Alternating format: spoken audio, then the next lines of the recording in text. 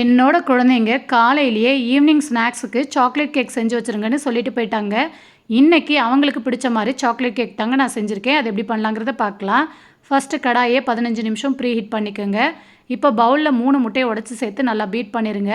அடுத்து 1/2 கப் அளவுக்கு தயிர், 1/2 கப் அளவுக்கு பால், 1/2 கப் அளவுக்கு எண்ணெய், 1/4 கப் அளவுக்கு உருக்கின பட்டர், 2 டீஸ்பூன் வெனிலா எசன்ஸ் சேர்த்து நல்லா பீட் பண்ணிவிட்டு 1/2 கப் அளவுக்கு சர்க்கரை சேர்த்து சர்க்கரை நல்லா கரையிற வரைக்கும் பீட் பண்ணிடுங்க. இப்போ 1/2 கப் அளவுக்கு மைதா மாவு, 1/2 கப் அளவுக்கு cocoa powder, 1/2 teaspoon baking powder, 3/4 teaspoon baking soda சேர்த்து நல்லா சலிச்சு கட்டிகள் இல்லாமல் மிக்ஸ் பண்ணிவிட்டு ரெடி பண்ணி வச்சுருக்க கேக் டின்னில் ஊற்றி டேப் பண்ணிடுங்க. அடுத்து 15 நிமிஷம் ப்ரீ ஹீட் பண்ணி வச்சுருக்க கடாயில் 30லேருந்து 40 நிமிஷம் பேக் பண்ணி எடுத்திங்கன்னா சூப்பரான சாக்லேட் கேக் ரெடிங்க. சைட்ஸ் எல்லாம் கட் பண்ணிவிட்டு விருப்பமான ஷேப்பில் கட் பண்ணி சர்வ் பண்ணுங்கள். டேஸ்ட்டு சூப்பராக இருக்குங்க. உங்கள் குழந்தைங்களுக்கு சாக்லேட் கேக் பிடிக்குமான்னு மறக்காமல் கமெண்ட் பண்ணுங்கள். இந்த ரெசிபி பிடிச்சிருந்தால் லைக் பண்ணுங்கள், ஷேர் பண்ணுங்கள். பாய்.